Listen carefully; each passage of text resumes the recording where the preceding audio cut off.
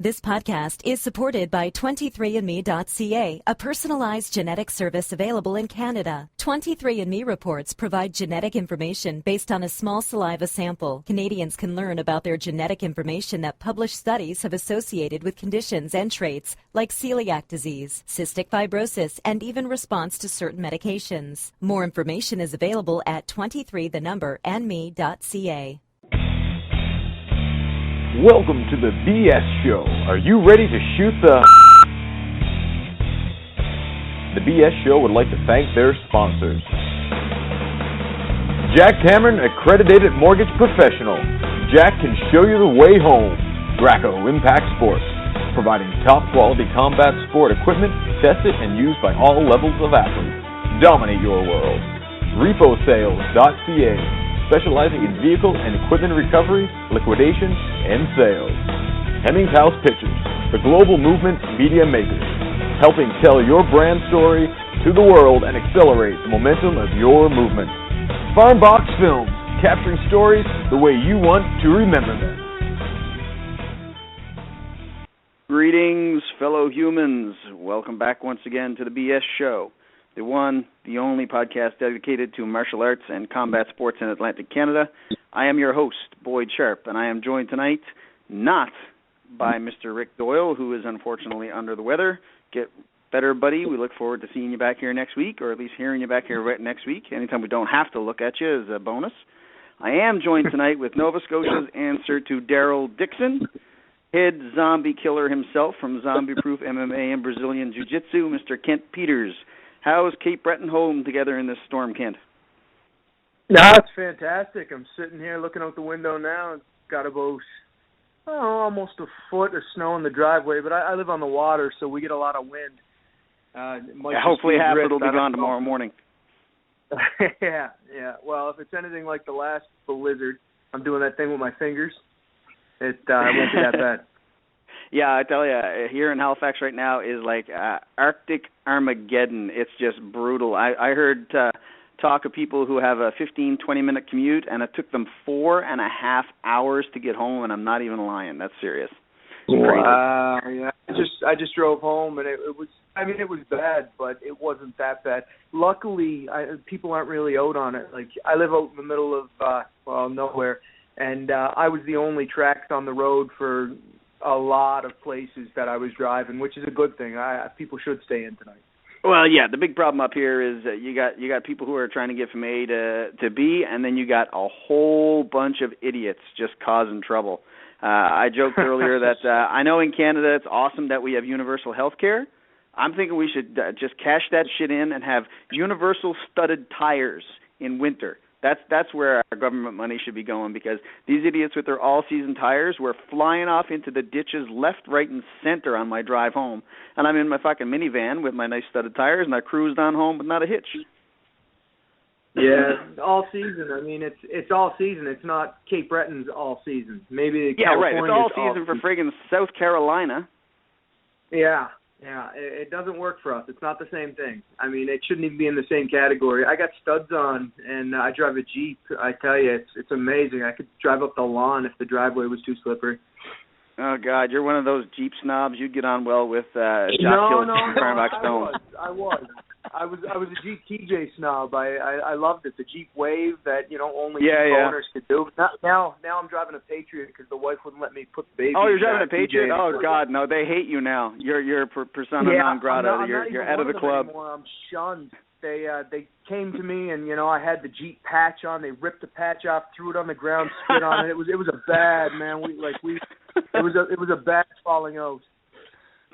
Well, listen, man, this is the first time that we've had a chance to chat since the Submission Series event in New Glasgow. Skippy is obviously extremely aware of that. The Global Combat Network broadcasted that. I think Skippy has had probably in excess of 6,000-7,000 views internationally now, 21 countries. And obviously, Kent's match with Gavin Tucker was one of the absolute highlights of the night. Give us your impression of the event, both as an athlete and just as a jiu-jitsu guy. It was actually fantastic. I mean, and the beauty of it too. I was talking to Jonathan Sativa, the main event guy, And he just recently did the Copa Podio. And the Copa Podio, for those who don't know, is a really big Brazilian jiu-jitsu thing that goes on down in Brazil there. And he said, in comparison, this was much better, much, like better run, which goes to say a lot for Kat. I loved it personally. This was my first, like event like this where I was, something special. Usually I just compete in competitions, but this being, I don't know, felt like kind of like a headliner thing. It felt really good. My parents came to see it. My mom was watching. She loved it. And for my mom to love it, my mom still calls what I do Taekwondo. So it was great. I really loved it, and I hope in all of the events we have at least somebody from ZombieProof representing. Yeah, obviously it was extremely well run, and we talked about that last week. I mean, there's a few things that they can tweak and then they can obviously improve on, but, I mean, they did a fantastic job for a first time out the gate, and, those guys deserve an awful lot of credit for that, and that's what made it so good, I think, online as well. The fact that it did go off smooth, and the fact that there was a fair amount of pre-production work done, and it was a polished product. But I want to get your impression as an athlete, as a competitor in the match. How did you feel in your match, and how did you feel going into your match when you were backstage getting ready and all of that stuff? I felt great. I mean, I didn't have I don't have the nerves that I used to have, Like, I'll always remember my very first time cornering Tyler Reed for an amateur match. I'll always remember my very first competition. Hell, I'll remember the first time I walked into a martial arts club because, they're the nerved up events, right? But this was great. I felt good. And me and Gavin, we were only separated by a cloth, right? Like half the time we were right next to each other talking before the match and warming up in the same areas. And I had John Williams help me warm up and Jesse Allen help me warm up. I went in there feeling really good. I loved the match. I loved how much energy there was, and Gavin, he's such a game competitor, right? I really loved it. I wish it would have went longer, and of course, everybody wants to win, right? But at the end of the day, man, I got no shame losing to a guy like Gavin. Well, me, man, I don't have any shame losing to anybody. I couldn't give a shit win-loss, and I'm not saying that from a loser's perspective. I believe everybody should be striving to win. But at this point in my life, if I can take it and learn from it, dude, I did win, Yeah, and I mean, you did have a fantastic match. I mean, there's absolutely no doubt about it. Everybody was talking about it afterwards. I joked to a guy who was sitting next to me who he was a Taekwondo guy, and he didn't really know much about grappling, but I said this should be called acro-jitsu, not jiu-jitsu, because you guys were just so explosive. It was a lot more like wrestling. Like you guys were shooting in and tripping, and I mean it was just really, really fantastic stuff. Boy, yeah, well, and if anybody hasn't seen it yet, I'm sure, Skippy, can they still get it on the Global Combat Network? Yes, everything's still linked up on both the Global Combat Network and MMAMadhouse.com. You can find it anywhere. Just Google it. It's definitely broken down by fight. Submission Series 902, right? Yeah, and it's loaded on YouTube too. Yeah, Kent, let me ask you a question. During your match, I know you were busy, but I was managing the thread on the Global Combat Network, and there was a few guys from like Bulgaria and Poland and London that when you were going, they were making comments about how they would like to grapple against you. How does that make you feel when guys halfway across the world are watching you and they want to compete against you? Oh, that's awesome, man. I mean, I'm 32. I feel like I'm still in my prime. I'm enjoying every minute of it. I'd love to grapple with everybody. Like, for those who don't know, I'm 5-ish hours away from the closest jiu-jitsu club. So, like, ZombieProof is all Cape Breton has as far as Brazilian jiu-jitsu, right? So the more different people, the more different bodies I could grapple with, picking up little pieces here and there, that's how I learn, right? I'd love it. Yeah, I thought it was pretty cool. We had about 100 people in the chat box through the whole event constantly in so many different languages commenting on all the different matches. But I know I had to translate some guy from Bulgaria because he was wanting to know your name and where you lived. He's like, I want to grapple that dude. So, we were trying to translate everything. So, if you get a weird call out from Bulgaria, bro, sorry. Well, listen, a sponsor of the show and a real good friend of ours, Martin Blaze from Agro Photography, he took like the most killer photo of you going for, the only thing I can describe it as is a flying guillotine, where it's like Gavin's kind of standing, he's kind of squat like he's going to shoot or whatever, but when he did it, like you dove over the top and you're like flying through the air, literally like fucking Superman. It's just a beautiful shot. I hope you got a copy of that. Yeah, I what was that? Shoot for the flying guillotine. Oh, sorry, guys. Sorry. Talking over everybody. I have a habit of that. I really like the sound of my own voice. It happens a lot on the podcast anyway, but I hope you got a copy, a high-res copy of that one from Marty, because that's another one that needs to go up in the club along with my bloody dad screen. loves it. Yeah, it's wicked. Well, I was actually jumping for the flying guillotine. At the same time, Gavin was shooting for a double, and I went right on the wrong angle, and he ended up taking me down. I'd more credit him with the move right there, but I like the guillotines. I like the flying guillotines. I like acrobatics. I was going to go in and do a cartwheel and then try to shoot on him, but the mats were a lot smaller than I realized. Like when we got there, the mat surface was pretty tight. You know, both of us were concerned. There was one point when I was sitting down, I had my feet on Gavin's hips, and I almost kicked him off stage.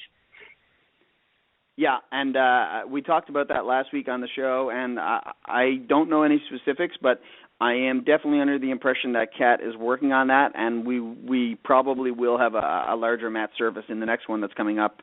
I think maybe it's a summertime event or whatever, but yeah, that's definitely a thing that a lot of people pointed out, that it did cause a lot of stoppages in action, and guys, and not only the stoppages, but you could tell the guys were like, they were trying to not hurt each other, and if they were getting even close to one of the borders, they were sort of pulling up or pausing and resetting. So yeah, that's something they'll take care of next time for sure. Listen, me and Gavin knew before. Oh, sorry, go ahead. No, go ahead.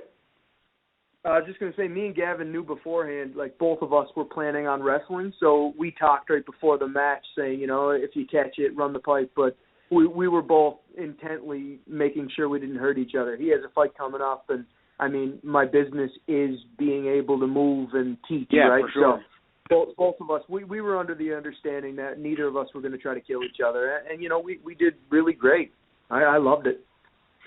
Super. Listen, ECC, Extreme Cage Combat 22 is coming up at the end of the month, and you got two, possibly three guys who are going to be on that card, and one of them is a guy that I've had an opportunity to see fight in both of his amateur fights, and that's Johnny Campbell. He, in his first fight, I think, very, very, very short work of a guy who probably shouldn't have been in the cage with him in the first place, to be 100% honest, and I think the fight lasted a number of seconds, right? Yep.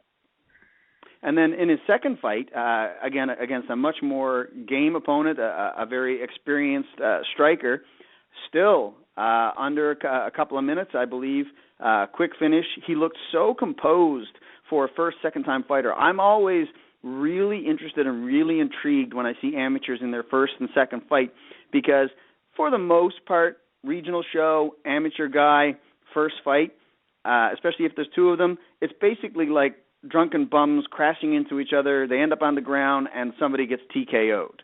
Right? That's my impression of what happens in a lot of these amateur first-time fights. Johnny has not looked like that guy. So tell us a little bit about Johnny before we bring him on to have a chat. Johnny showed up as an existing athlete, you know, a former hockey player, and he does the CrossFit, and he trains at ATP, which is one of the better facilities that we have down here for making people into tanks. And he's just a natural athlete. Now, I don't like saying that because I feel like that takes away from people's hard-earned skills. He is a killer. He's just like Minnie. When it comes to work ethic, he puts his time in, right? So when I say he's a natural athlete, I'm not saying it like he was just given these gifts. Like, he works really hard for what he got. But everything he does, he's polished. He puts his time in. He's working like a dog, and he's going to be 1-0 pretty soon. And he's very, very pretty.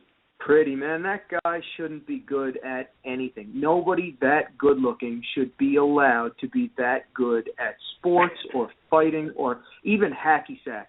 He should have some kind of problem, like a limp or a gimp leg or something weird. You know what I mean? Now, I'm not making fun of people with gimp legs, but Johnny needs something that takes him back down so the rest of us can feel good about ourselves. And I only bring that up because the last time I was passing through town, I stopped in and Johnny was just heading out of the gym, and you guys were calling him Pretty, and I didn't realize that you've actually made that his nickname at this point. Is that correct? And how did it come about? Yeah, I'm the nickname guy. I don't know. For whatever reason, I just come up with things that feel like what the person should be called, and then it sticks because I'm persistent. I don't really give up. When I decided his nickname was going to be Pretty, I made sure everybody started calling him that. And, well, I mean, look at him. Well, this radio, you can't look at him, but look him up. The kid is pretty, you know.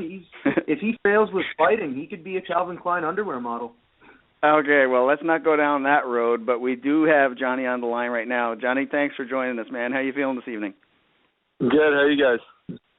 Very, very good. We just broke down your first two amateur fights. Were you looking for a pro fight coming into this one, or were you kind of open for amateur or pro? I was open to amateur, but I was kind of hoping to go for a title or something. But the pro one opened, the opportunity arose, and I was pretty game to go for it, you know. How much do you know about your opponent in this one? I know that he's a good athlete as well, and he's pretty well-rounded when it comes to MMA. So he's going to be a good tough opponent, but I'm confident in my skills, and I'm working hard down here, so it's going to be a good show. It's Christian Savoy that you're fighting, right? Yep. And what team does he fight out of? I'm not really sure. I think he's from New Brunswick, but I think he spent some time in Montreal at TriStar, but from what I gather now, I think he's in New Brunswick again. Cool. Yeah, I mean, I've heard his name thrown around a bit for a little while, and I know he's an extremely competent fighter. And Kent, obviously, you would have known that going into this fight. Did you have any second thoughts about taking a big step up in competition, considering Johnny's last two fights were pretty quick? No, not for a second. I know where Johnny's skill levels are, and I mean, if anybody knows anything about ZombieProof, and you can ask Peter this next time you're talking to him. We've never asked for an easy fight. We don't ask to shake the rust off. We don't ask for padded records. Minnie has fought people that pretty much every fight they said Minnie wouldn't win. Johnny's going to be the same way, and that's just the way ZombieProof is. Christian is a very game opponent. He's a very good person. He's one of those fine humans you were talking about at the beginning of the show. He wants the best for everybody, but he is a fighter, and we're going to give him that loss. That's super exciting. Now, Johnny, I've got to see so little of what you bring to the cage. Obviously, you've got decent stand-up, but you seem like you're a really composed guy. Tell me how you felt in your first two fights when you were actually in there. It's kind of hard to remember, I guess, when the fight's over and you're looking back, but where's your head when you're standing there across from your opponent as a guy who's only had one or two fights? I kind of know what I've put into it, you know. So going in, I am calm and pretty composed. Standing across the cage from the opponent, I just see an opponent that's trying to steal from my goals, you know, and that's just what I think. I go in and I just go from there and adapt and look for the win wherever I can get it. How long have you been training at ZombieProof? About a year and a half, I think. Almost 2 years. Tell me a little bit. Did you have martial arts experience before? And tell me a little bit about that first time or first week or so that you were at ZombieProof. Just walk me through that as a guy sort of just now getting into the sport. I kind of took a different road to martial arts in itself. So I went to a personal training facility that had a well-known trainer there. And I knew that he had a fighting background, so I went to him before I really went to Kent or anything. And I trained with him for a little bit, probably 3 or 4 months. And I did some strength and conditioning stuff there as well. And after those 3 or 4 months, you know, he kind of passed me off to Kent. Going into Kent's gym, it's an awesome place, you know, really friendly guys, good egos and stuff, so no one's trying to, take each other's head off, you know. But going in there, it was a good experience right from the get-go, you know.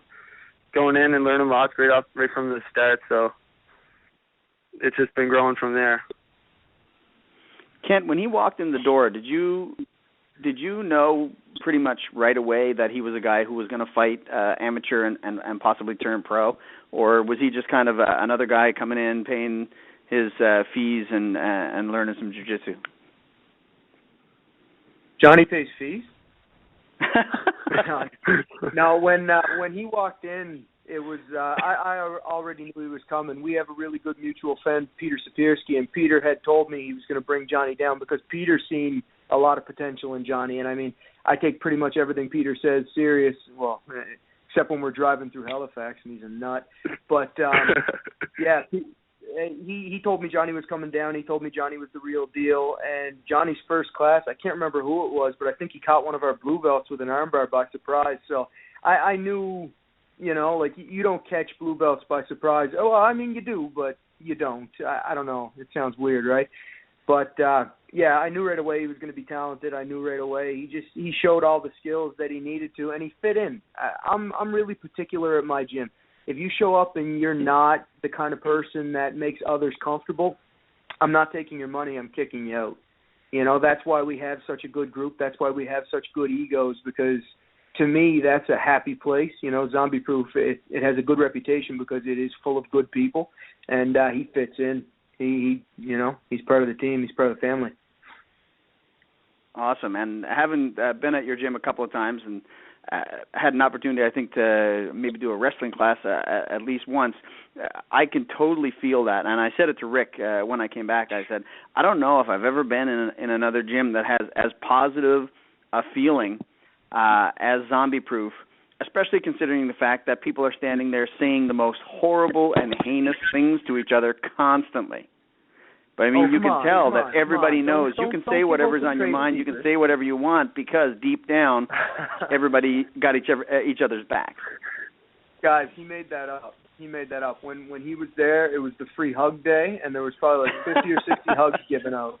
He is a liar, and nothing he should, like, no, don't believe anything that comes out of his mouth. This is the BS show, remember? Yeah, this is true. This is true. No. But you guys obviously you are pretty tight, though. I mean, it's pretty easy to see. Yeah, we are.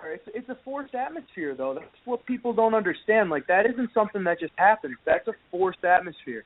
You know, you go to different places, different clubs, different businesses, and you're going to find cliques and you're going to find inside jokes. Like, I don't even allow inside jokes at my club because that means someone's on the outside. You know, we're a friendly environment, but it's forced. I want everybody to understand that when you walk through those doors, everybody's your friend or you're not welcome. You know what? That's a super good point. I've spent most of my life in offices, in businesses, and some of them extremely toxic environments. And it's because people are allowed to get away with being chicken shits, and people are allowed to get away with inside jokes, and people are allowed to get away with backbiting and being passive-aggressive. And if you're in an MMA gym, that shit all goes out the window because the moment that the guy says, okay, time to roll, you're going to get smashed by that guy that you've been basically screwing around. And that's one thing that I absolutely love about jiu-jitsu and I love about mixed martial arts is it'll beat the bullshit off you real quick. Yep, it's humbling. Absolutely. So now I'm going to give you an opportunity to throw a couple of questions or comments at Johnny because you have a lot more insight into sort of where he is, what he needs to do, and what he's got coming up in the next the next fight, obviously, but sort of in the evolution of his career now that he's turning pro. All right, sounds good. So, listen, we're going to start out with this one. Now, Johnny, on a scale of 1 to 10, and there's a lot at stake with this, how would you rate my personality? Are we still talking about jiu-jitsu, or are we just talking about Kent in general here? Johnny, don't mess around there. 10 out of 10, Kent. Kenton is not only a coach, but he's an awesome friend. All right, well, you got him well trained. You got him well trained, Kent. I do, don't? Isn't that cool? All right, so what's your favorite thing about martial arts? Like, what really drew you to it in the first place? You mentioned earlier that I was an athlete coming out of hockey, but I actually never played hockey. I played basketball. Competing in basketball. That's how little I like sports. Now continue. Competing in basketball was always fun, but you know you got that team atmosphere, and you know you can have a good player or whatever, but you can have other people kind of make your mistakes for you. Martial arts, you know, it's one opponent versus another. It's the most competitive form of competing itself, I think. Like, there's no one to back out on. There's no one to kind of pass the buck on. It's you and another guy, and that's it, you know. You just go in and show what you can do, and, show what you can do, and hopefully you get the win. Nice. Cool. All right. Other than Good that, stuff, I mean, man. what's your favorite color? You know, I like red. Red? I like red too. You like blood red, but not your own. Blood red, but as long as it's not mine. Yeah, exactly. Nice. Well, listen, Johnny, I'm super stoked. Like I said, having seen you in your first two amateur fights, I'm sure we're going to see a lot more of the same, and probably a little bit better in your pro debut. No doubt, Christian's going to be an awesome step for you, and it's going to be super cool to see what you're able to do with that and what comes after it. So thanks a lot for joining us. And it took a bit of courage to come on here with Kent, because you didn't know if he was going to sell you up the river or make you look bad as he possibly could. I want to give you a minute now to give a shout out to everybody except Kent. You don't need to thank him at all. Anybody else who's supported you, whether it be financial support or family or friends or guys in the gym, we like to give guys an opportunity to thank everybody that makes it possible for you guys to do exactly what it is you do, because it's a huge sacrifice, and a lot of people realize that. Yeah, for sure. Well, first I'd like to thank Kent and all the training partners at ZombieProof, because, you know, I mean, it might look like a 1-0 win for me, but I wouldn't have gotten any of the training or the ability to do it without having all those guys in there to train with me. So I thank those guys. I thank Peter Sapirski at Adrenaline Training Professionals. He's my strength and conditioning coach. He's helped me out pretty much the whole time. He's been my go-to guy. So thank him, and all my sponsors for helping support me financially. You know, to help me. Name them if you got them. Name them if you got them, brother. Those guys deserve a lot of credit. Kevin Woodworth, CrossFit Jono, ENR Mechanical, 60-Minute Signs, Universal Security, Fiat Physiotherapy. I think that's most of them. Cool. I'm going to jump in. I'm going to be Rick Doyle for a second. I'm going to be Rick Doyle for a second. And I'm going to say, that's awesome, Boyd. It's awesome that these young athletes, they're amateurs and they're able to get sponsors. This is why we do this show. This is why we do this show, man. It's awesome. That was a good impression. You know, I only got to talk to Rick. I only got to talk to Rick that one time, but that was a good impression. Thank you. I appreciate that. Well, thanks a lot, Johnny, man. I'm glad you took a few minutes out of your schedule to join us tonight, and really looking forward to seeing you fight on the 28th, man. Thanks a lot, man. Thanks for having me. Absolutely. Take care. All right, bye. Later, buddy. Yeah, Kent, I mean, on a serious note, it must be really, really cool for you to have this now where, I mean, as you said, you didn't even start the MMA program at ZombieProof, right? No. Tyler, I think, is the one who got me into it. Like, Tyler Reed, if you don't know who he is, he's going to be something. He's away working right now, but he's a purple belt. He's a really good fighter. He got a really bright future ahead of him. But Tyler talked me into starting the MMA program, and yeah, I mean, I'm very happy he did. And now you got guys like Minnie and guys like Johnny who, straight out of Sydney, Cape Breton, are making such a name for themselves on the local scene. And then you look at Minnie. I mean, he's less than 10 fights if you combine his amateur and pro record. Less than 10 fights into his career, and he's actually making a national name for himself and fighting guys like Lyndon Whitlock. I mean, yep. Do you ever sit back and look at that and go, holy shit, this is pretty cool? Or are you just sort of too down in the weeds, taking care of business all the time? Yeah, I mean, I don't know. I look at the big picture, and I'm very, very happy of where it is, but I'm really down to earth. I mean, I still have so many things left to accomplish. My team has so many things left to accomplish. We spend all of our time working towards the future and not thinking really on what's happening and what's, you know, I live in the moment, but we're big on goals. You've heard Johnny talk about goals there. Minnie's all about goals. I'm about goals.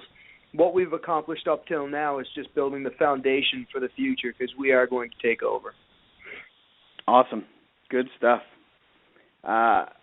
Jump right on to the next guy. We actually have Minnie sitting in the queue. Mr. Michael Spoenlein, how you doing? It's been a while. Oh, I'm great. How are you? I am number one, sir. I did see you at the Submission Series 902 event, but I don't think we had a chance to chat. How did you enjoy the event? I mean, you're a guy who trains jiu-jitsu day in, day out, every single day. What did you think of the event? Yeah, well, it was actually great. Like you said, I train a ton of jiu-jitsu, and I've fought on a lot of shows and been to a lot of jiu-jitsu tournaments and stuff. And it was really top-notch. Like, they put together great shows. For the athletes, I could tell they all loved it back there. It was a great atmosphere as far as their streaming live. They had good commentary.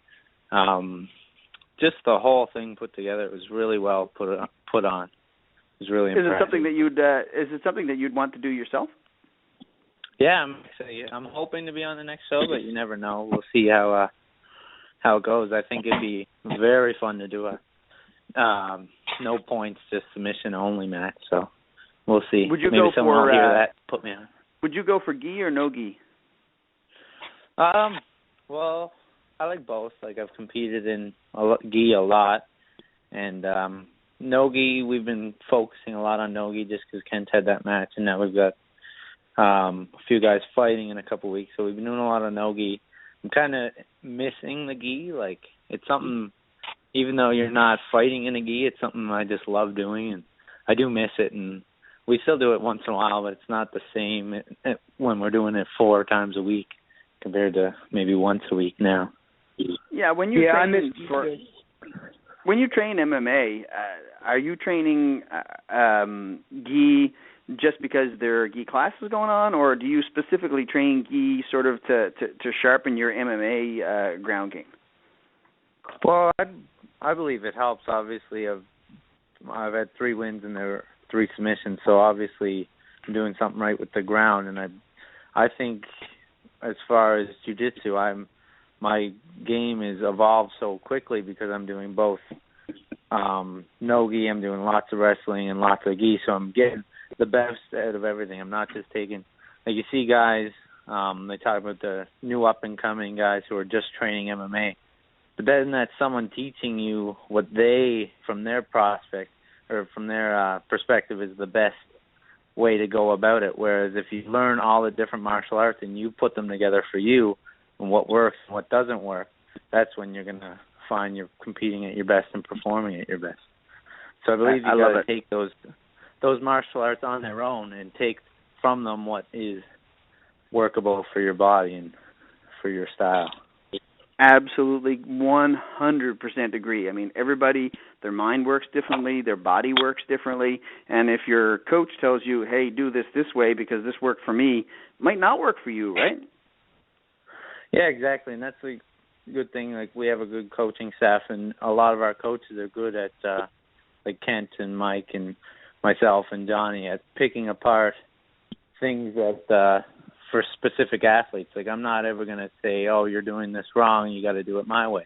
Like, it's, even if I'm teaching the class, there's a lot of times where I'll ask, like, what do you guys need to work on? What position are you having trouble with? And then I'll throw them out a couple ideas and work on that way. Because like you said, everyone's different, and you're never going to have there's not going to be a certain formula that everyone can just follow and be the best in the world. It's going to be different for everyone, right? Well, I tell you, I mean, you're a pretty young guy, but you are teaching classes, and I think maybe you've already touched on the answer to this question, but I'll preface this by saying, in my life before I moved to Nova Scotia, I actually was an elementary school teacher. And one thing that I found whenever I was introduced to material that I had to teach, that I learned it, and then when I learned it, I thought I understood it, and then I taught it to other people. And after I taught it the first or maybe the second time, I realized that my understanding of it increased 4, 5, maybe 10-fold by having to communicate it to a bunch of people with different learning styles or different speeds of learning or whatever. Do you find that teaching grappling and teaching jiu-jitsu and teaching fighting helps you learn as well? Yeah, for sure. 'Cause like you said, you have to break it down perfectly so you can teach it, right? So then you're breaking it down in your own head. And then from that also, you get to watch people learn, and then you're going to learn how they pick up things better. You'll see some people struggling and others picking it up better, so maybe you can go make your learning more like that person, so that when you're getting taught, you're picking things up quicker because you're able to watch everyone, how they're training, how they're watching, how they're understanding everything, right? So just breaking it down and seeing how other people deal with being taught definitely helps Absolutely. when you're learning too. I know we've had you on the show a couple times before, and I know we've probably talked about this before, but now that we have Kent here, I actually want to go back and revisit it, that we got a little bit more time. Tell us about how you got into ZombieProof and how you connected with Kent and how that relationship developed and how you guys ended up sort of with you with the record that you have and fighting and turning pro, and then sort of now you're kind of like as I mentioned a few minutes ago, sort of a guy who's on the national scene whose name is bandied around when we're looking for a guy, a high level guy to fight at 125, 135 pounds. So go right back to the very, very beginning and tell me about how you discovered ZombieProof and ended up in there with Kent. Well, my mom was actually moving here from Ontario and my stepdad from here, so they decided to move here, be closer to his daughter. So I was living with my dad for a few months, and I came down here to visit.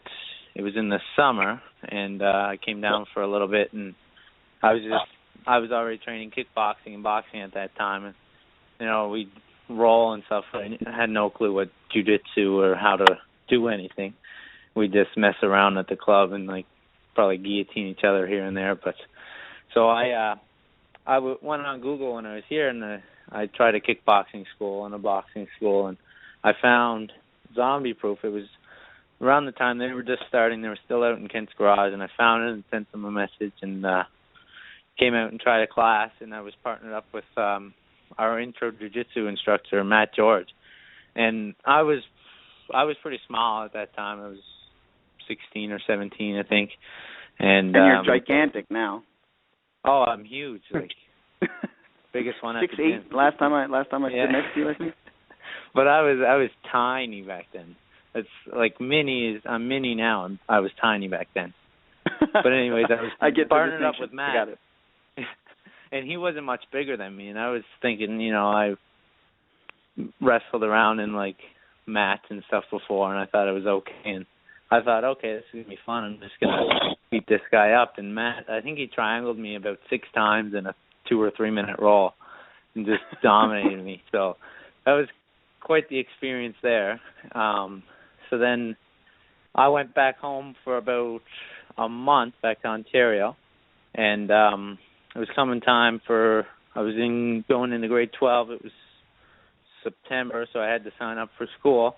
I've been talking to my mom about maybe going back and living there, and then finally, I don't know what made it click, but it was like, okay, fine, I'll move, I'll try a new experience, I'll go out, and you know what it actually was? It was Kemp moved into Sydney and started offering classes 6-7 days a week in bigger gym and stuff, and I seen that on Facebook, and that was the moment I was like, oh, I can go get beat up like that every single day. Why not?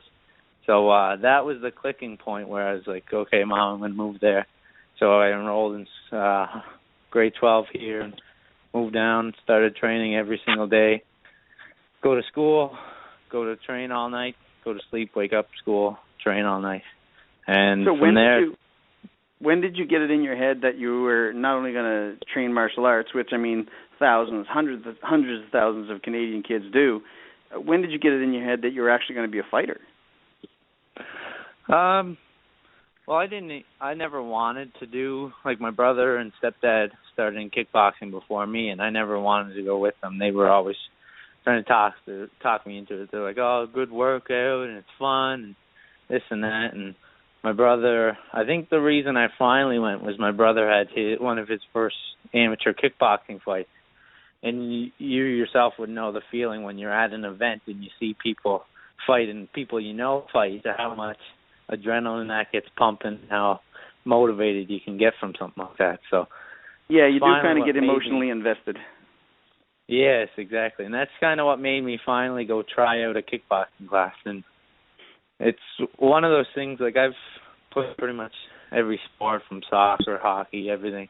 And basically after a couple seasons or a little while into it, you get bored of it, kind of get to a certain level where it's like, okay, I don't find the competition's too fun anymore and drop out. Whereas fighting, it's never really had that impact on me. Like even when you have those stale moments where you're not improving, like everyone has them, where you go a few weeks and you feel like, oh, this isn't working and that's not working, I'm feeling slow.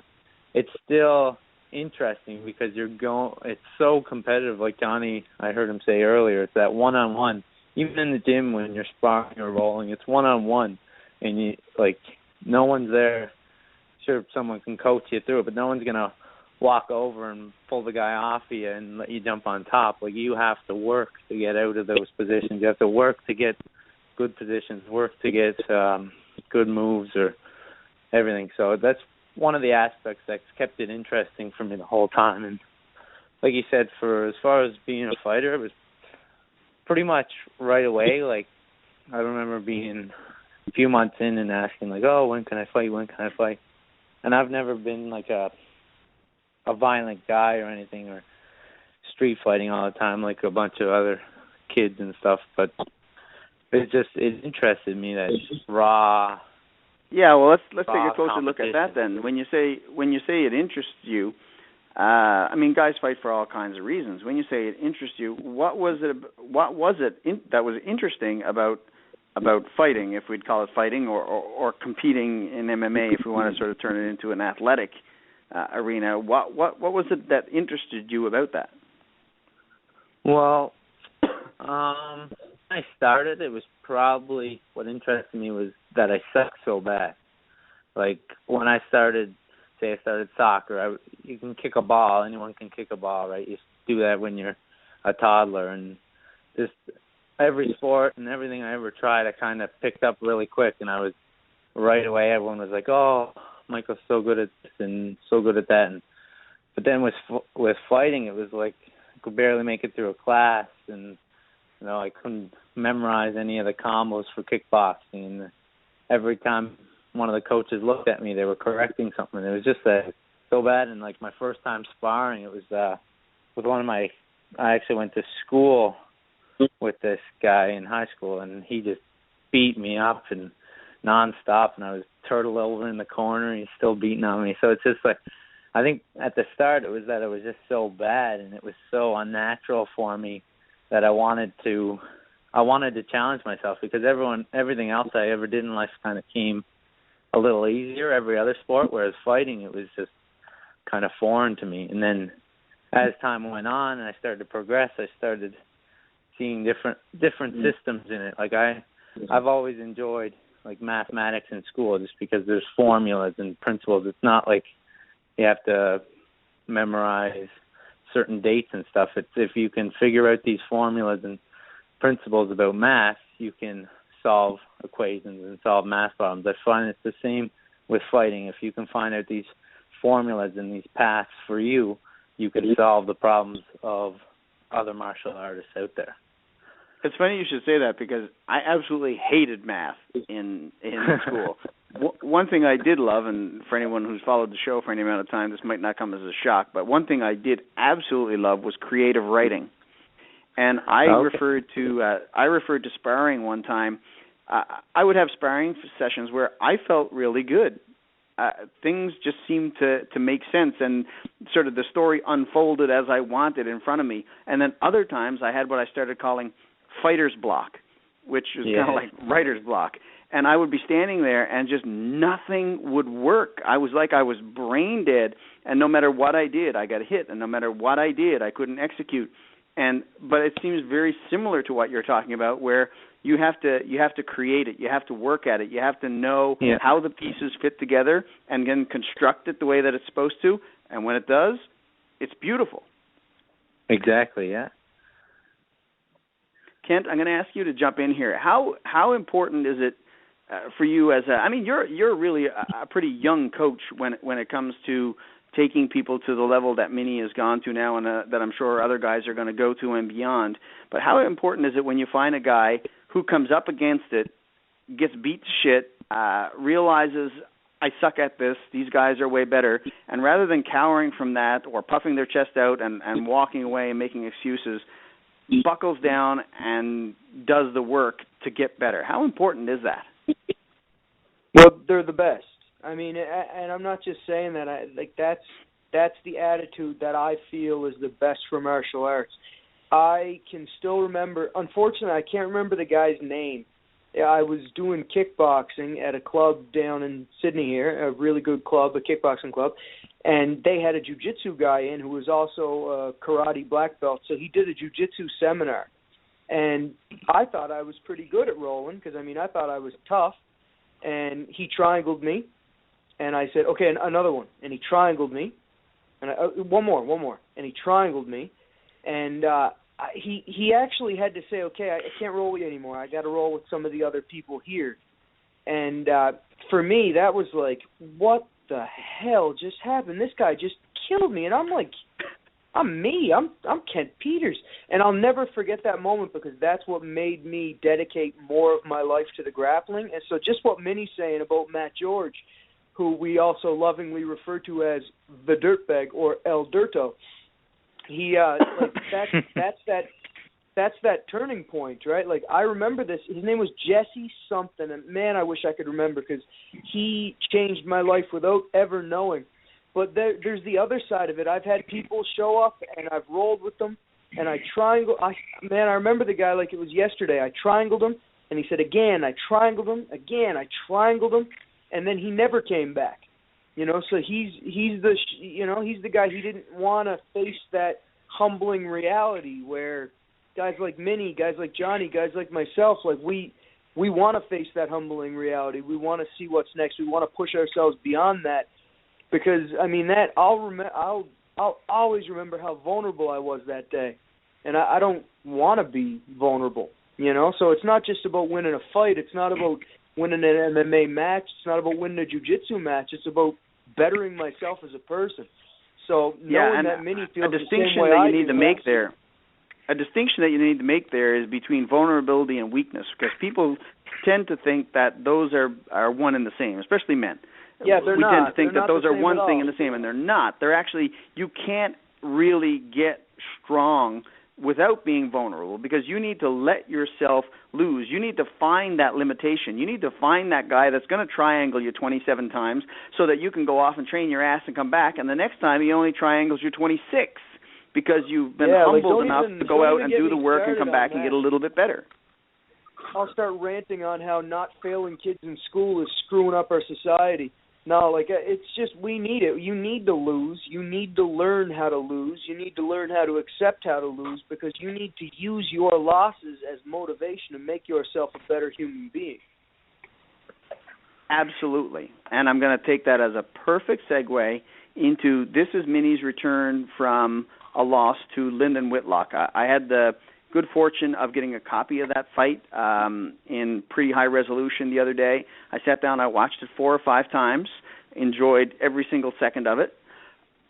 But what did you, Minnie, and Kent, you can weigh in on this question as well, what did you guys take away from that? And was it more a technical thing that you took away from it, or a number of things, or was it more a approach type thing that you took away from that fight?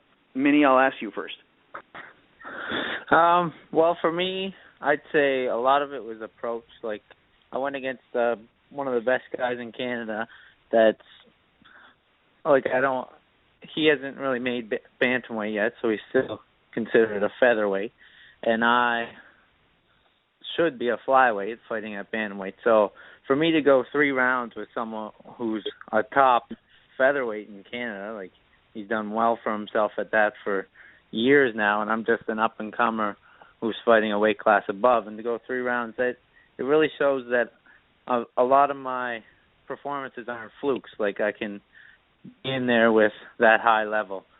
So it was good to see that I could go in there, and I'd say if I got a fluke, call it a fluke submission if I caught something early, right? So to go in there, have a stand-up war with a good striker for 3 rounds and do good, I feel like that's a good show. Good to show where I'm at. But as far as training, like, I've really upped intensity when it comes to time to fight. Like, with we're doing a lot more live, like, not crazy smashing each other in the head all the time, but lots of live sparring, lots of live wrestling, lots of live rolling, and adding in light ground and pound while we're rolling and stuff, just to make it more MMA-based sparring. And another thing, like, pushing myself, just that extra inch in training. Like, I found I kind of got away from that as I started performing well. It was kind of like I'd coast. Like, if I got on top, I'd coast and hold the position and work, or in sparring, I'd move and throw my combo, whereas now I'm trying to exhaust myself every single second of every single round. I'm going forward, and I'm changing positions, and I'm attacking submissions, and I'm attacking and sparring. So it's just I've upped the intensity for sure, 100%, and I think that's going to show in the next fight. It's not going to be the same where it's a few combos and I'm moving. Like, I found in that fight, my output is probably what lost me the fight, is that I wasn't throwing, obviously, enough combos. I was throwing a shot here, 1-2 there, and moving around and stuff. Whereas as I was cutting them off and stuff, if I upped my output, that's where I would have won the exchanges. But I'd cut them off, and then I'd move and counter-strike, and then cut them off and move, counter-strike. Whereas if I cut them off and then struck first, that's where I would have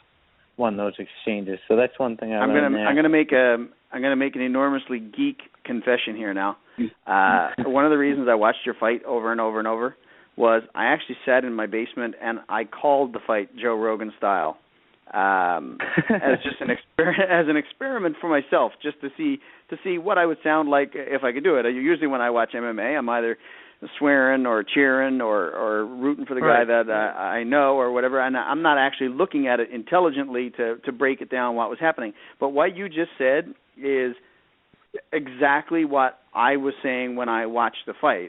You look like you were executing in a small time frame, executing a combo or executing 2 or 3 moves and then stepping out and resetting and doing it again rather than fighting. Yes.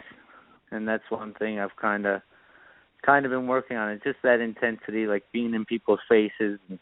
I find I'm really fast, and my speed is one thing that early, like in my amateur career, that's helped me a lot. Whereas in my pro career, it's been a lot of jiu-jitsu. We haven't had much of a stand-up fight at all until that last fight. So I'm actually thankful for that, obviously, because that's one of the things that since my amateur career, I haven't been able to see what I need to work on my striking in a live stage, right? So it was really good to be out there for 15 minutes throwing, and we could kind of watch that. Like, there's certain things we don't have complaints on, and certain things, like I said, the output and just putting in more intensity to my striking is definitely Kent, I'm going to throw this one to you. To take absolutely nothing away to Minnie's previous opponents, do you think in some ways the wins came a little bit too easy for Minnie early on? I mean, as far as showing his skill set, yes, of course. But on the same note, I mean,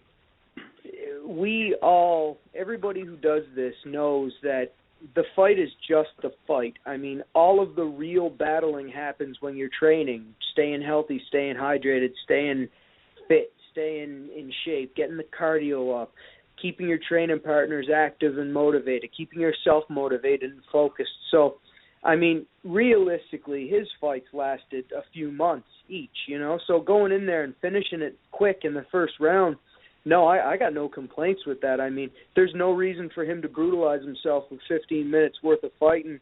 The fans like the quick ones just as much, as long as they're exciting, and all of Minnie's really have been.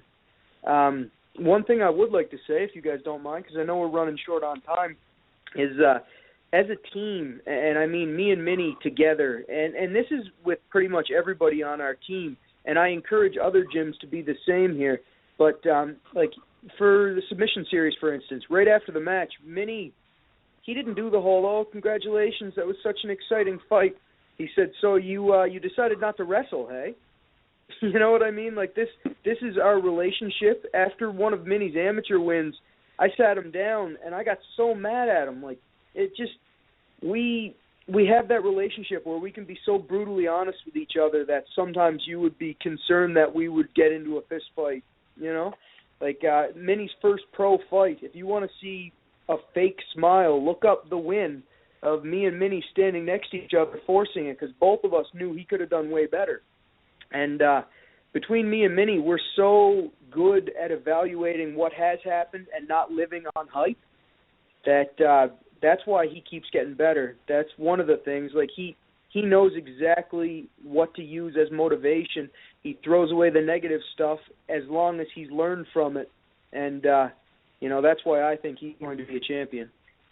Well, not to hug it out too much, but I am really excited to hear Minnie say what he just did, because I spend way more time watching and thinking about fighting than I ever have training. But when I stood back and looked at his fight and I made an assessment of what I thought was going on there in his approach, for him to say he recognizes that was what was going on there, and now he's going to bring a higher level of intensity, now he's going to correct some of those mistakes, now he's going to be firing before he was resetting. Incredibly excited to see what he's going to bring to the to his next fight. Me too. Is this fight going to be 3 rounds, or is this going to be 5 rounds? I've heard conflicting reports, and I've heard that it's a title fight, and I've heard that it's not a title fight. I've heard it's 3 rounds. I heard it's 5 rounds. He's had a couple of opponent changes. What is the reality of what's happening on the 28th? We're currently not sure either. I mean, there's some things that have to happen. There's some agreements that have to be made. There's some people that have to talk it out. But, you know, we made no secret that we were looking for 125. We've had a few people that chose not to accept fights with us for whatever their reason. And we've made no secret that we're willing to fight whenever, whoever. But we want to do it in the 135 or 125 preferably.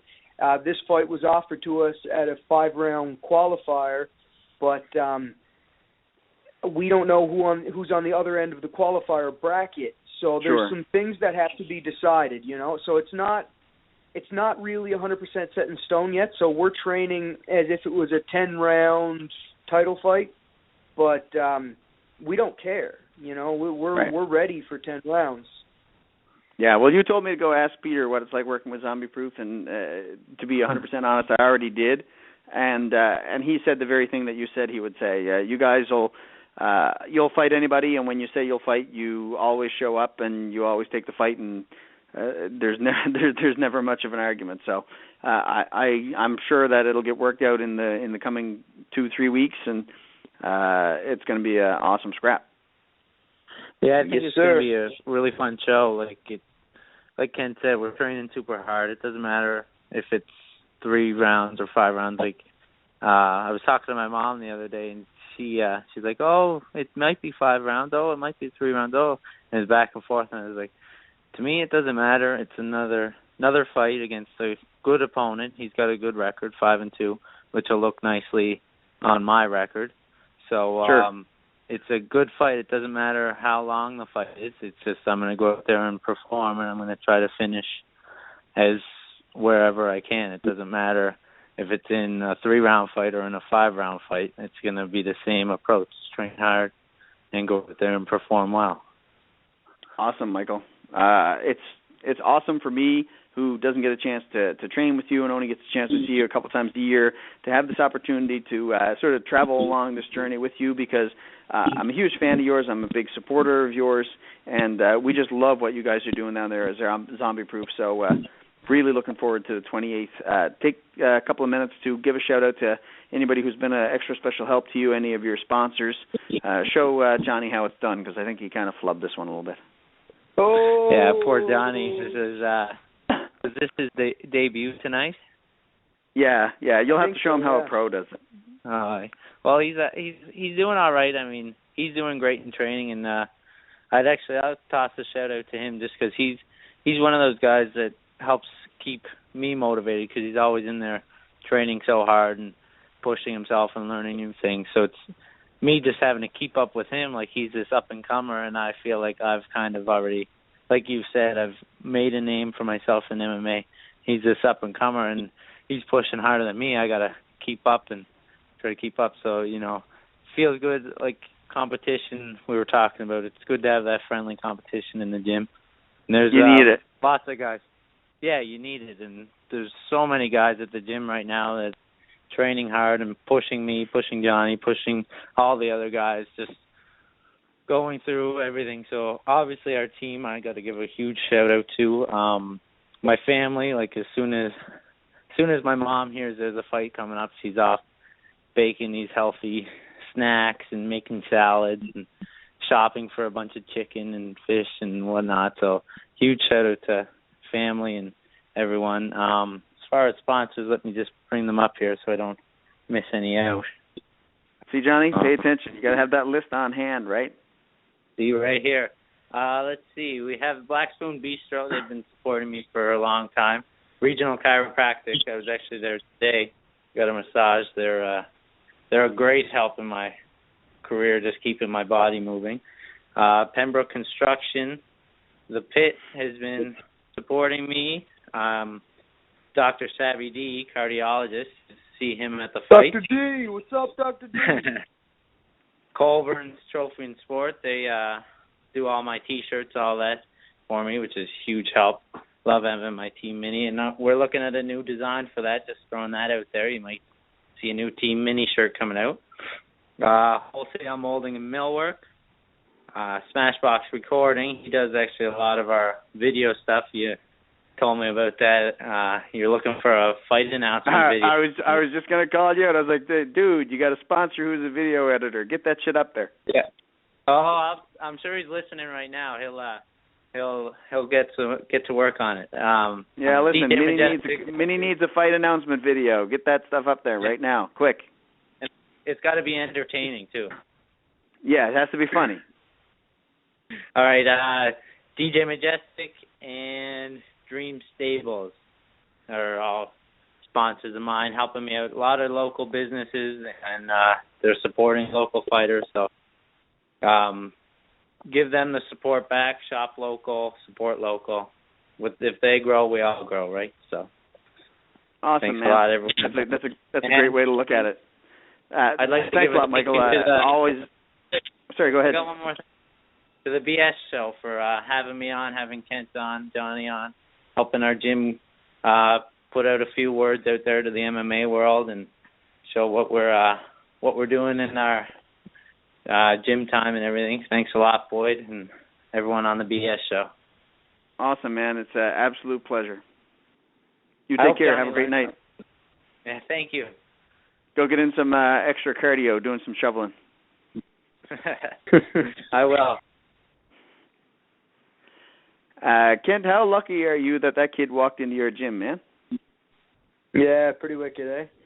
It only ended up great, man. We're best friends now. I could see it going on for a long, long time in the future.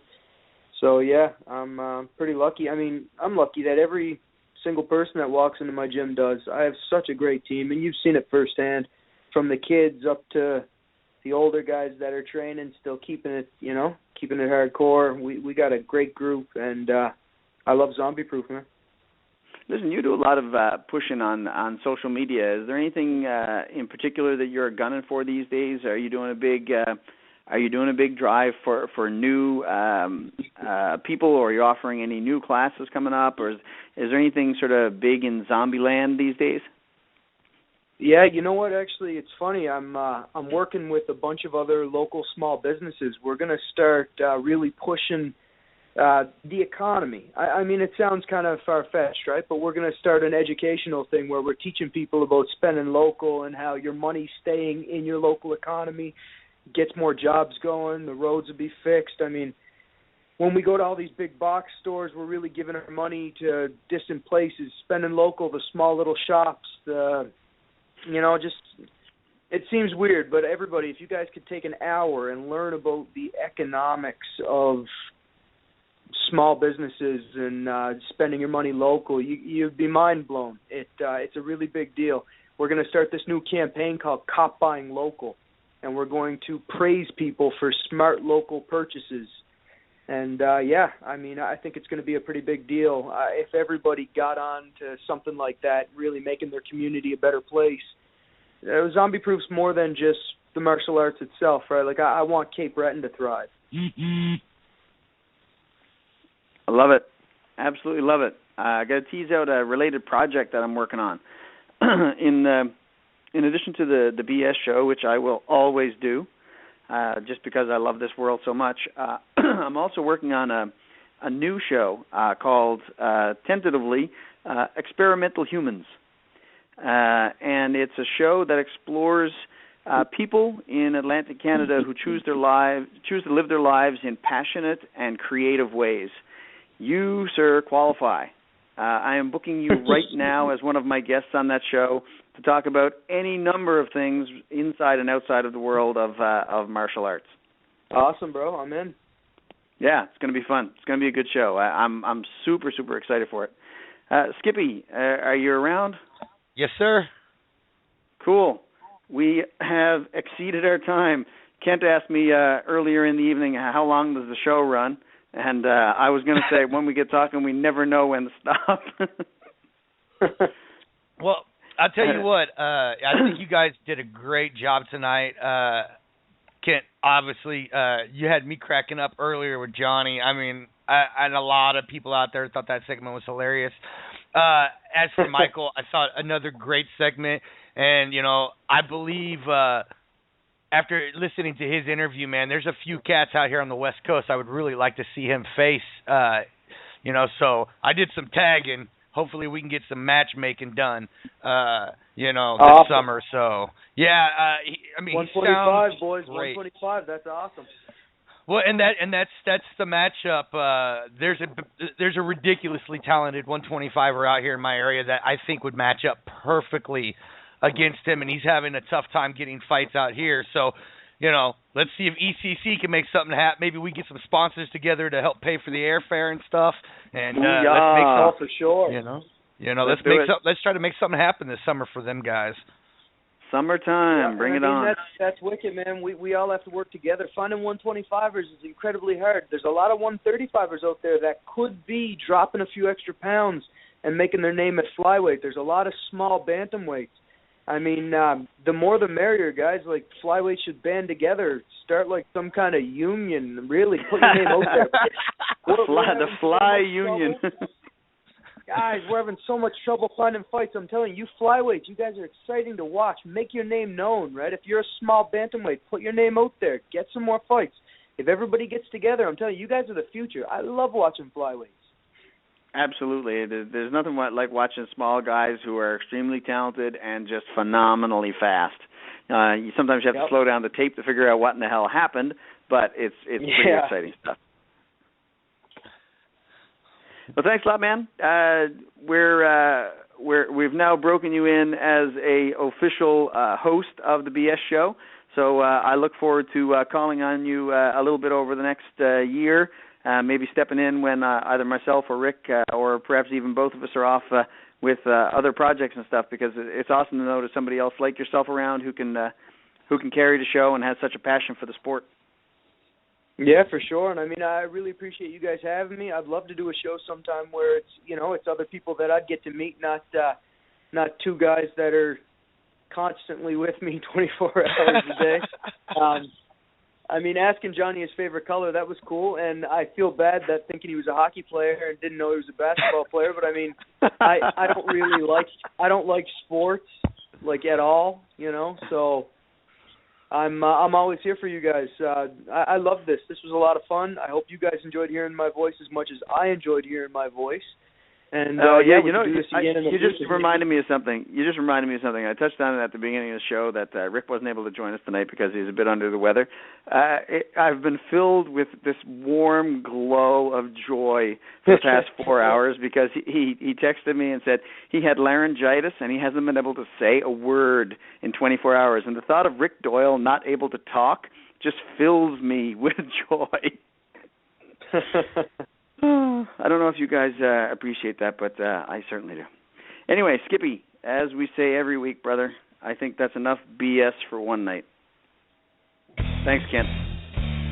Welcome to the BS Show. Are you ready to shoot the... The BS Show would like to thank their sponsors. Jack Cameron, accredited mortgage professional. Jack can show you the way home. Graco Impact Sports, providing top-quality combat sport equipment tested and used by all levels of athletes. Dominate your world. RepoSales.ca, specializing in vehicle and equipment recovery, liquidation, and sales. Hemmings House Pictures, the global movement media makers, helping tell your brand story to the world and accelerate the momentum of your movement. Farmbox Films, capturing stories the way you want to remember them.